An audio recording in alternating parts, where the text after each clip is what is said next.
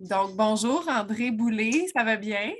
Bonjour Karine, ça va super. Merci. Oui. Et toi? Merci beaucoup. Écoute, je suis super contente de t'accueillir là, dans cette capsule-là pour présenter ton entreprise et surtout tes produits et la belle humaine que tu es. Donc, dans le fond, André et moi, on s'est rencontrés par l'entremise de mon frère. Donc, mon frère qui est en marketing et dans le fond, mon frère a trouvé que c'était un super match finalement, puis il avait raison.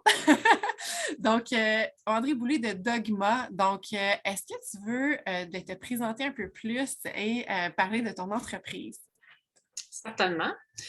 Je suis toiletteuse de métier depuis, ça a fait 32 ans l'année dernière, en 2021.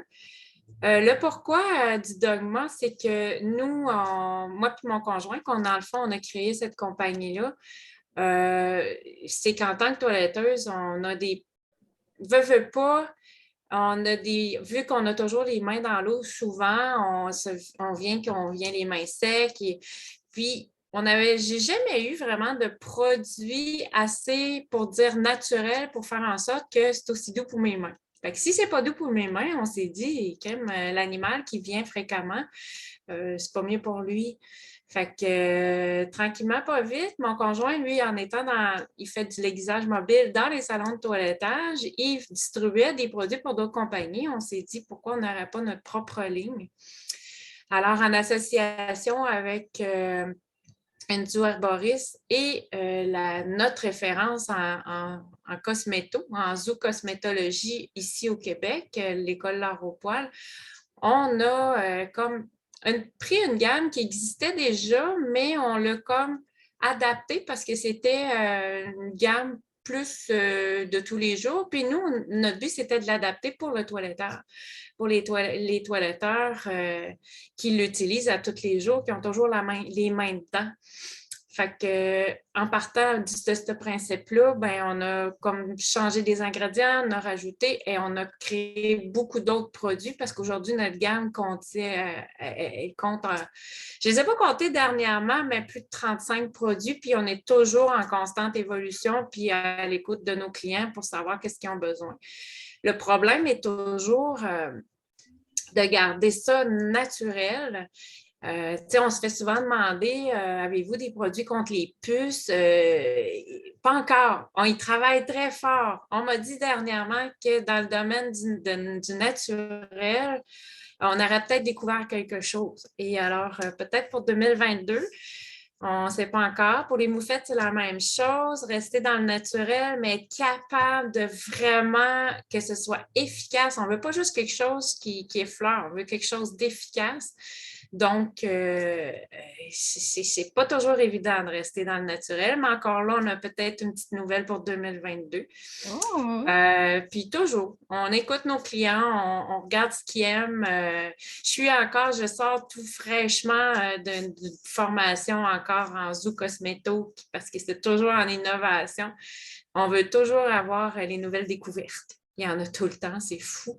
Puis je manque de temps de suivre ça, fait que je suis mes formations. J'en ai une autre en avril parce qu'il y en a encore du nouveau. Ah, c'est donc bien Alors, fun! oui, oui. C'est pas moi qui fais les produits. Malheureusement, je manque de temps. Nos produits, nos plus gros vendeurs sont rendus en laboratoire. De un, pour la stabilité, mais aussi parce qu'on ne fournissait plus. Puis j'ai une grosse partie qui est faite en plus petite échelle, ben là, par une zooherboriste encore, ouais, mon Dieu, je cherche tout. Je suis tout le temps en train de naturopathe, mais je m'émêle avec naturopathie, naturopathe, en tout cas. C'est elle qui fait encore ceux qui sont à plus petite échelle. Et puis, la création des produits, c'est toujours un peu soit notre labo, soit notre zoo arboriste. Ou encore, vu que j'ai suivi ma formation, j'ai beaucoup parlé avec la zoo cosmétique, notre zoo cosmétique. Wow! Hey, non, mais Notre c'est vraiment prof, fait intéressant. qu'elle aussi. Oui, fait qu'elle aussi, elle nous en sort encore plein de nouveaux ingrédients qu'on pourrait inclure dans nos produits et ainsi de suite. Fait que super intéressant, oui. Fait qu'en arrière de chaque bouteille, là, c'est un travail colossal là, en arrière de ça. Parce que comme tu dis, c'est bien beau tout ce qu'on retrouve habituellement sur les tablettes dans les boutiques pour animaux. Ben, veut pas, ils ont du chimique à l'intérieur et tout ça. Donc, qu'est-ce qui différencie justement, pour ceux qui connaissent un peu moins ça, qu'est-ce qui différencie justement un produit naturel comme les tiens avec ce qu'on peut retrouver sur les tablettes? Ben, c'est drôle parce que j'ai posé un peu la question parce que les noms sur nos bouteilles sont tous écrits en langage international qu'on appelle le INSI. Puis ça fait peur parce que c'est des noms qu'on n'est même pas capable de prononcer pratiquement. Fait que là, j'ai fait qu'est-ce qui fait que c'est si compliqué de lire des ingrédients sur nos étiquettes? C'est justement le langage, mais ce qui fait la différence entre nous puis peut-être une autre gamme, mais je ne dis pas qu'on est les seuls naturels ici au Québec, sauf que on va vraiment chercher ce qui est plus doux. Même si les produits sont difficiles à lire, c'est parce que, veut pas, quand on mélange deux produits naturels, fait une réaction chimique. C'est quand même une chimie, mais on fait de la chimie verte, qu'on pourrait dire.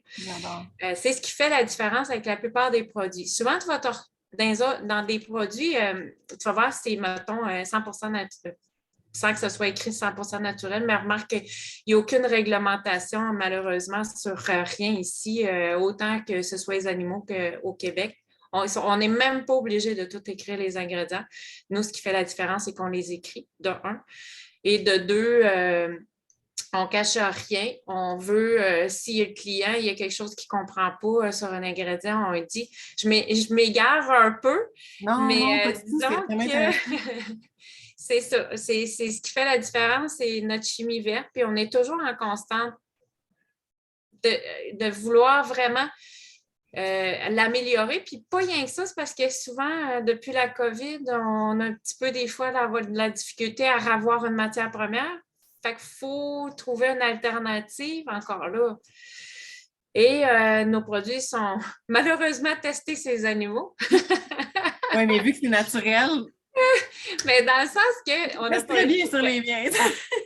Bien, tous nos produits, de toute façon, les compositions il n'y a pas de danger. Fait qu'on sort un produit bêta pour que nos porte-paroles, nos clients qui sont intéressés de l'essayer, l'essayent. Mais c'est la seule façon de savoir sur nos mains, sur le chien, savoir si le test passe, s'il est efficace, s'il fait ce qu'on veut qu'il fasse. Oui, c'est Tout ça. ça. Ben, c'est ça. Dans le fond, oui, c'est testé sur les animaux, mais c'est sans cruauté. C'est Non, ça, c'est ça sans la différence. cruauté. Exactement. Puis les ingrédients qu'on utilise ne sont pas testés ces agneaux. Parce que souvent, c'est ce que ça veut dire. Hein, c'est que les produits ne sont pas testés ces animaux, mais nous, le produit finit par l'essayer sur l'animal parce que c'est le but recherché. Oui, c'est ça, exactement. Là. Ah, puis, dans le fond, tantôt, tu parlais que tu as environ 35 produits différents. Moi, là, ça me fascine parce que, en tout cas, à la base, au niveau du shampoing, même pour humains, là, shampoing revitalisant, ça finit là, ou shampoing sec, mettons. Mais est-ce que tu peux me parler un peu plus, justement, de ta gamme, de la variété, justement, des produits que tu as à l'intérieur de ça? Certainement. On n'a pas beaucoup de shampoing parce qu'on voulait une gamme simple. À part les nouveaux produits qui vont s'en venir, puis ça va être vraiment d'un but spécifique. On a 5 shampoings seulement. Fait qu'on va toucher les shampoings pour le type de poils qu'on a besoin. Puis un en particulier, pour tout ce qui est problème de peau, les allergies, donc il n'est pas parfumé, seulement l'hydrolat de lavande, donc un léger parfum. Les chiots, les chatons, les chats, je ne sais pas si vous êtes au courant, mais on ne met jamais de parfum sur un chat. Et puis surtout pas d'huile essentielle. C'est quelque chose qui peut faire en sorte que l'animal arrête complètement de se lécher. C'est contre nature pour lui d'avoir une odeur sur lui, autre que la sienne. Okay. Ouais. C'est pour ça, qu'on ne les lave pas trop souvent. Fait que là, à ce moment-là, on a des shampoings secs, on a justement des shampoings revitalisants. Revitalisant, toujours important de mettre un revitalisant sur l'animal après le shampoing pour aider à que l'animal refasse sa couche hydrolipidique. Même si c'est des produits naturels, le fait de le laver peut quand même agresser sa couche qui protège c'est un bien grand mot, mais c'est la couche qui le protège du froid l'hiver et du soleil l'été. Mm-hmm. Et donc, on a ça, les shampoings revitalisants, on a un masque pour vraiment les chiens qui ont vraiment un problème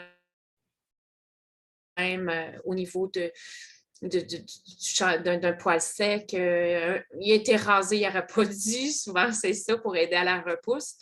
On touche à des eaux de toilette, on touche à des lotions démêlantes, le Dog Glam qui est en fait, on va l'utiliser souvent quand on brosse l'animal. C'est un antistatique en même temps. Il fait puis revitalisant antistatique, puis en plus, il sent bon. On l'utilise sur un chien, pas sur un chat.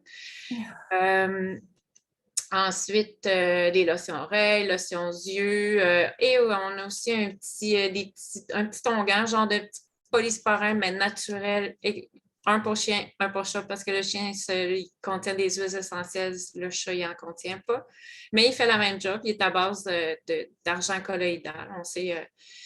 On sait ce que ça peut faire, ce produit-là. Donc, antifongique, antibactérien, il va vraiment aider là, avec les petites lésions cutanées. Ou encore un rasage. Les toiletteurs vont souvent l'utiliser beaucoup parce que on rase très proche les pieds de caniche, les nez, le sous-ventre, ça peut irriter. On met ça après, puis ça éteint le feu, c'est fini, tout est parfait. C'est vrai, hein, parce que c'est ça, comme tu dis, il y a des caniches que c'est complètement différent que, exemple, mon Border Collie avec le poil un peu plus long, puis même complètement différent que mon Malinois qui a le poil court, puis qu'il n'y a rien qui prend dans son poil, par exemple. Donc, c'est comme, je viens de décrire, dans le fond, 3 types de poils qui ont des besoins complètement différents, puis aussi au niveau de la récurrence aussi de l'hygiène, j'imagine aussi, ça c'est quelque chose que justement, plus un chien, en tout cas, corrige-moi si je me trompe, là, je ne suis pas professionnelle là-dedans, mais un caniche, j'imagine que tu vois beaucoup plus souvent ça en récurrence, je veux dire, au toiletteur qu'un type de chien. Exemple, Oui. comme un Malinois, c'est sûr, là, mais mettons comme un Border Collie ou un berger australien ou quelque chose comme ça, avec un poil un peu plus de travail qu'on appelle, là, que même s'il y a de la boîte dedans, ça s'en va. Là. Mais fait que c'est ça, c'est très, très fragile là, quand même. Là, c'est sûr, puis les chiens, oui, c'est sûr, parce que les caniches, ils vont, tous les chiens, que le poil, il pousse constamment, que, tu sais, il n'y a pas assez, comme tes chiens, où ils atteignent une certaine longueur, mais ça ne va pas plus loin que ça. C'est sûr la plupart aujourd'hui, je vais vous dire, ça a beaucoup changé en 32 ans avant que le client venait faire toiletter son chien à peu près 2 fois par année. Aujourd'hui, écoute, on a des clients qui viennent à tous les mois. On a qu'il y en a qui viennent aux 2 mois, puis c'est toujours à refaire pareil. Tandis que les chiens à double poil, comme justement tes chiens à toi, la suggestion est plus souvent qu'autrement, à 2 fois par année. On a un traitement d'ailleurs de la mue à ce moment-là parce qu'on s'entend qu'on ne rase pas ces chiens-là. On lui fait un bon traitement de la mue pour essayer d'aller chercher tout le poil mort. Donc, un de nos produits très appréciés des toiletteurs parce que ça enlève beaucoup de jus de bras. ça fait du bien. Avant, on faisait tout ça à brosse puis à la main. Là. Il n'avait pas de produit pour nous aider à faciliter notre travail. Maintenant, là, c'est vraiment génial. Puis oui, c'est sûr que la fréquence de toilettage n'est pas la même. C'est sûr que j'oublie probablement beaucoup de produits. J'ai des produits spécifiques pour les chats aussi, là, pour l'antistatique l'été. L'hiver, excusez, quand on chauffe dans la maison, le chat, il vient plein d'électricité statique. Ça l'aide beaucoup, les shampoings secs. Autant pour le chien qui fait un petit salissage ou encore laver un chat au complet parce qu'on ne veut pas le mettre dans le bain. C'est pas tous les chats qui aiment ça. Effectivement, hein, c'est comme un branle-bas de combat. Mais parlant du chat, excuse-moi, là, mais ton chat en arrière, parce que je ne sais pas si les gens l'ont vu, est-ce que tu peux juste le pointer parce que je trouve qu'ils sont bien dans le décor. Oui, il est juste là, couché. Un petit ninja incognito, j'adore ça. Fait que dans le fond, c'est ça, tu sais, quelqu'un, justement, exemple comme moi, qui ne se connaît pas nécessairement puis qui voudrait avoir un produit adapté, est-ce que tu donnes des conseils, justement, quand quelqu'un te contacte, justement, est-ce que ça fait aussi partie, si on veut, du service de vente, si je peux me permettre l'expression? Encore et toujours, ça c'est certain.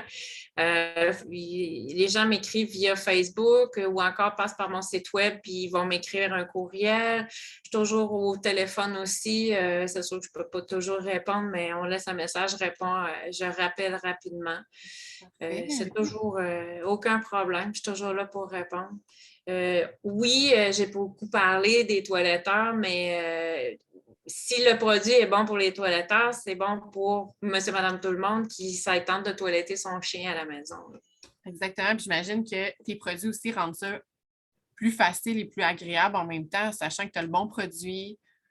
Puis que j'imagine aussi, tu sais, ça, c'est une question des fois qu'on se pose, là, puis que je me fais poser aussi. Et si jamais je ne rince pas assez mon chien, tu sais, parce qu'on voit ça souvent, hein, faut bien rincer parce que sinon, ça peut faire des hotspots, donc les petites plaques rouges, puis que ça peut être très, très irritant finalement pour le chien. Avec tes produits, dans le fond, j'imagine que le fait que ça soit naturel et tout ça, que si justement le client, qui n'est pas un toiletteur du tout, se trompe dans son rinçage, j'imagine que ça fait rien. C'est beaucoup moins pire, ça c'est certain. Ça, c'est sûr que c'est beaucoup moins pire si on utilise des produits doux puis qu'on oublie des places de rinçage. Parce que oui, les chiens qui ont un sous-poil ou encore un poil super épais, mais non, il n'y a pas de problème, mais je vais te revenir sur le fait des hotspots. Tout ça, c'est beaucoup plus sur le séchage que sur le produit en tant que tel. Ou c'est quand l'humidité reste dans le poil et qu'il y a une bactérie qui s'est déposée sur la peau, c'est ça qui va faire développer les hotspots.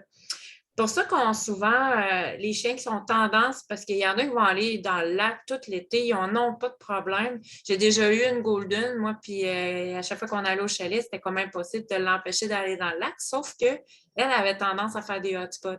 OK. Fait que c'était le séchage. De bien l'essuyer, de bien sécher, c'est vraiment ce qui fait la différence. Oui, si on a le petit Dogmaderm, un petit onguent à portée de la main, puis qu'on sait qu'on voit la rougeur qui apparaît, on va tout de suite l'appliquer pour être sûr, essayer de tuer la bactérie, essayer d'enlever pour pas que ça se propage, parce qu'on n'a pas toujours le shampoing sous la main si on est au chalet, comme on dit, on s'en va marcher sur le bord d'une rivière ou whatever. On sait bien qu'il y a bien des animaux, des chiens qui aiment ça aller dans l'eau. Hein? On ne peut pas les empêcher, c'est ça. Surtout, c'est comme tu dis, des fois, c'est au cours de la journée. Fait que, on se promène, puis là, ils vont se baigner, ils reviennent, ils retournent se baigner un peu plus tard. Fait que là, c'est pas vrai qu'on va les sécher à chaque fois. Fait que c'est le fun d'avoir un petit produit qui fait de la prévention, surtout quand on a un chien qui est peut-être un peu plus fragile à ça. J'imagine que ça, c'est indépendamment des races. J'imagine que c'est très individuel. Oui. On voit plus ça sur les gros chiens, les hotspots. C'est rare, les petits chiens. Les petits chiens vont souvent faire allergie, dermatite. Ça arrive aussi, ces gros chiens, les allergies, là, mais on voit plus ça sur les petits chiens. Des hotspots, je ne me souviens pas d'avoir vu ça sur un petit chien. C'est rare qu'il va dans l'eau. Hein? Je ne sais pas pourquoi, hein? C'est comme... C'est rare que le petit chien va dans l'eau. Et pour ceux qui n'ont aucune idée de quoi qu'on parle quand on dit des hotspots, est-ce que tu peux un peu décrire à quoi ça ressemble, dans le fond, savoir si mon chien en fait, puis que je ne suis pas au courant, justement? Ben, c'est sûr que je ne suis pas vétérinaire, mais moi, pour l'avoir vu, l'avoir expérimenté, c'est une rougeur qui apparaît dans le poil. Puis à un moment donné, ce spot-là, il vient comme... Le poil reste toujours humide. Puis parfois, le poil tombe. Puis ça fait comme une plaie purulente. Veux pas. On n'a pas le choix de soigner. Puis si on attend puis on ne soigne pas, ben ça s'agrandit, ça s'agrandit. Ça peut arrêter, mais il y a des bonnes chances. C'est une forme de champignon, en fait. Donc, ça peut s'agrandir, puis ça peut s'étendre ailleurs sur le corps aussi, si ce n'est pas soigné. Parfait. Oui, c'est vrai, c'est important à savoir. C'est important aussi quand on sait. Moi, je sais que mes chiens n'ont pas tendance à faire ça du tout, mais avoir un chien qui a tendance à le faire, puis justement, tu ne veux pas l'empêcher de vivre l'été. C'est le fun de savoir qu'il y a des produits justement en prévention là, qui peuvent favoriser justement l'apaisement de la peau en ce sens-là. Ah, mais c'est vraiment le fun. Puis Dogma, ça fait combien de temps que ça existe? je me souviens jamais quand est-ce qu'on a vraiment commencé parce que ça a été tellement long du partir du moment où on a testé les produits, qu'on a commencé à travailler à sortir la gamme. Mais je vous dirais que fait un bon 7 ans que Dogma, là, je crois qu'on a commencé vraiment à commercialiser les produits, à agrandir la famille. Puis là, depuis, dernièrement, dans les 2 dernières années, on a intégré aussi, parce qu'on a notre spécialité, donc on respecte la spécialité des autres et on veut offrir à nos clients autre chose de qu'est-ce qu'on ne veut pas s'étendre. Dans le fond, comme les produits nettoyants, désinfectants, on est en collaboration avec Luna. On est distributeur de cette compagnie-là qui est toujours québécoise. On va chercher que des compagnies québécoises, bien sûr. Aussi, la spécification des animaux qui n'ont pas de poils, les animaux nus.